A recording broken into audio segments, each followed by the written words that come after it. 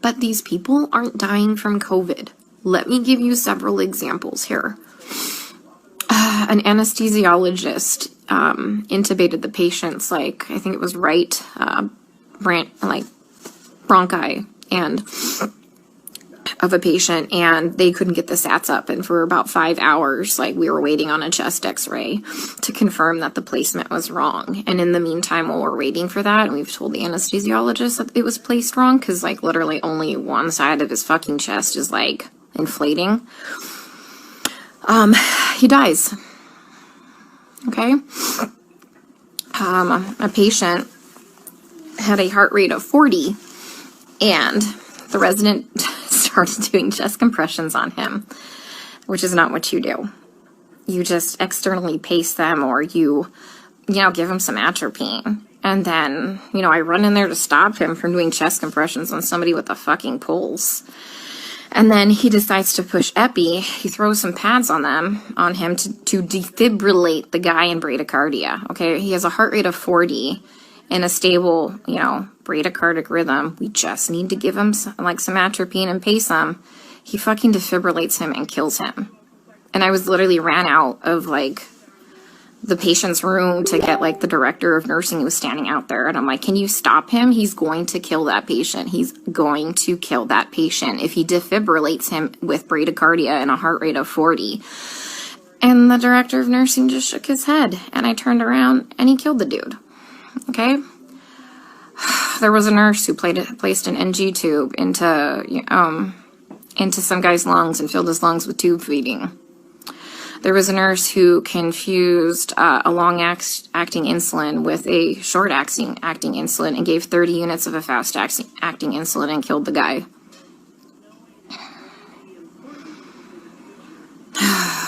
What else? Other stuff have I seen? Yeah. It's just here they're just gonna let them rot on the vent. They're medically mismanaging these patients. And, like, I'm not a doctor, guys. I'm not professing to be a doctor by any means. But there's, like I said, basic standards of care that we have to do. Like, when somebody's low on blood, like literally on the brink of a critical low blood level, we should replace the blood. But I asked the residents, and they're like, does he have internal bleeding? And I said, no. Then they're like, well, then we're not replacing the blood. Well, here's the thing. In these COVID patients, they all eventually need a blood transfusion. Their blood, like, if you don't have enough blood to actually oxygenate your body, the vent settings don't fucking matter, okay? They don't matter because you have no oxygen carrying capacity of your blood, okay? I told you about the patient where, like, all that, like, purulent drainage just kept seeping into his lungs because the ET tube cuff was leaking, and nobody has a fucking manometer here to check the pressures. And I finally figured that out. And I kept saying, hey, you know what? His white blood cell count is steadily, like, we're having a problem with it. Like, do you want to start some antibiotics? No. Well, does he have a fever? And I said, no, he doesn't have a fever. They didn't want to start antibiotics. Day shift nurse finally got a chest x-ray. He has full-blown pneumonia now. Like, I've been telling them this for a while, but because he didn't have a fever, they didn't want to give him antibiotics. We have a nurse who, like, fell asleep at the fucking nurse's station while we were all in rooms, and her norepinephrine ran out, and the guy had no fucking blood pressure and didn't perfuse his brain, and I'm pretty sure he's brain dead. That same nurse is now running a CRRT machine, a dialysis-like machine, that she has never done before. She said she'll figure it out, okay?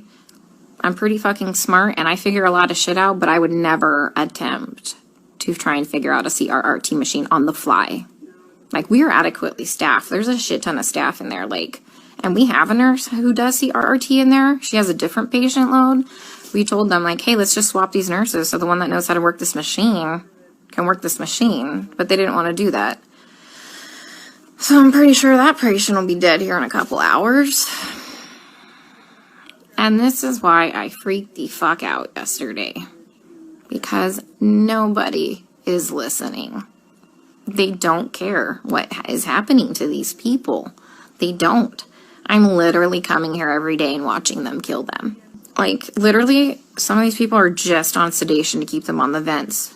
Nothing else. I have a lady on a tranq on a vent, and she's not even fucking cognizant. She's not even on sedation. You know what we give her every day? We give her breathing treatments, albuterol, and she gets insulin. And that's it. That's it. We're not treating the COVID, guys. Like, for real, we're not treating the COVID. You know, every day we try and get these guys off the vents, right?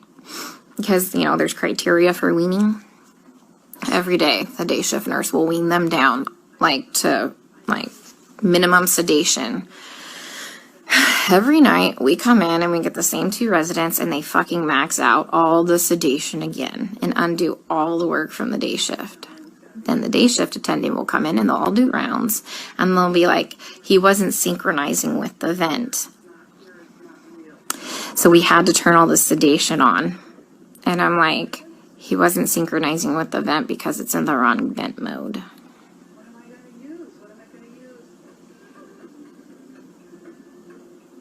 So I legit don't even know what to do anymore.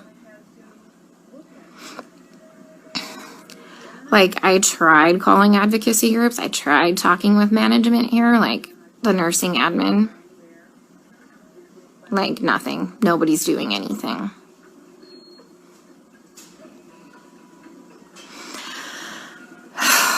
We still have 100% mortality rate in the ICU unit. I just left. But, I mean, they're living longer because we have, like, legit ICU nurses there. So, CDC finally, like, not the CDC, FDA approved yesterday the remdesivir study.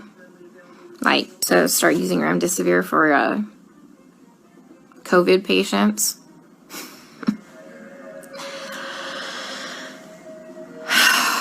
Guys, I don't even know what to do anymore. And this is why it had a complete fucking breakdown. Like, I literally had to call my friend Lisa and FaceTime her, and she answered the fucking phone while she was in the shower because she, like, knew I was having a hard time to talk to her.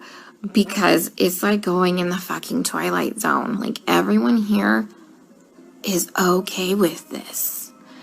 Look, the only way I can kind of put this into context for everybody is, and this is going to be kind of an extreme example, this is like really the only thing I can come up with, is like if we were in Nazi Germany and they were like taking the Jews to go put them in a gas chamber, I'm the one like there saying, hey, this is not good, this is bad, this is wrong, we should not be doing this. And then everyone tells me, hang in there, you're doing a great job, you can't save everybody, you're amazing, you're a great nurse. Guys, I know I'm a fucking good nurse. I know I go in there and I give it 500% every day. I know I'm not being negligent. Okay, I fucking know that. What I need is someone to help me save these people from being killed. Okay, from gross negligence and complete medical mismanagement. And no one is listening to me.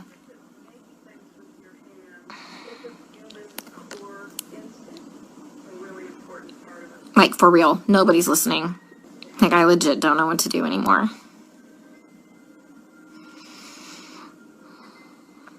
Can someone come up with, like, some type of a solution for me? Because I'm kind of out of ideas.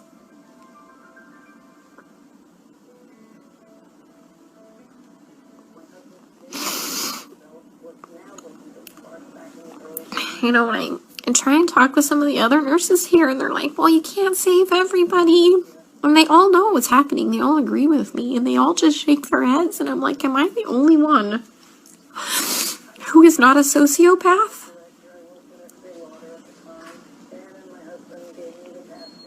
To think that this is okay?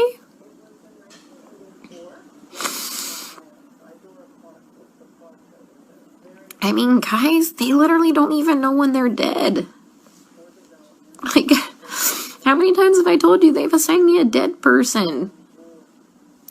Like, how long have they been dead? Nobody knows. Like, how is anybody assessing anything without a stethoscope? Normally we have, like, those disposable stethoscopes. But I knew what we were coming into, so I brought my old junky one. Nobody has listened to anybody's lungs as long as I've been here. Even with disposable stethoscopes. I am literally telling you that they're murdering these people, and nobody will listen to me. I mean, like I said, I'm not a doctor, but I'm pretty sure that when you defibrillate somebody with a heartbeat of 40 in a stable rhythm, and you kill them, that's murder. And I'm pretty sure that when you put somebody's PEEP up to like 25 and PEEP doesn't go past, I think, like 15, 20, and you blow their lungs out and they die, I'm pretty sure that's murder. You know, I mean, I've just watched a doctor drop a central line and fucking rupture like the subclavian like vein, and the guy fucking bled to death.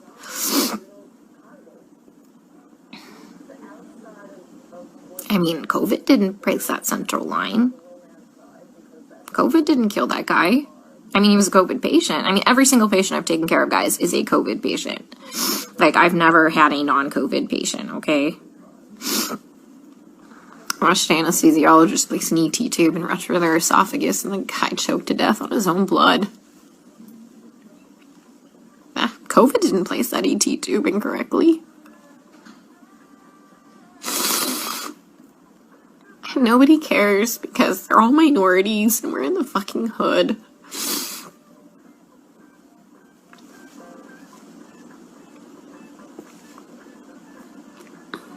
You know, and that's just not okay.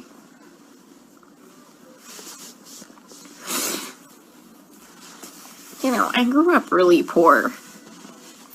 And so I know what it's like to be, like, completely forgotten and for nobody to advocate for you. I'm sitting in the vending machine room because it's nice and cool.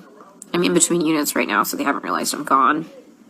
I figured I'd have a mini meltdown and then get my shit together because I've never been to the other unit. Mind you, I've been on this unit the whole time, and whatever, I'm flexible. But once again, you know, I talked to admin. Next day I got moved. That's what happened to the other hospital. They don't care what's happening to these people. And I just have to keep watching them die. And alright guys, I'm going to the new unit. Let's see how they kill them there, okay? Stay safe. Stay out of NYC for your healthcare.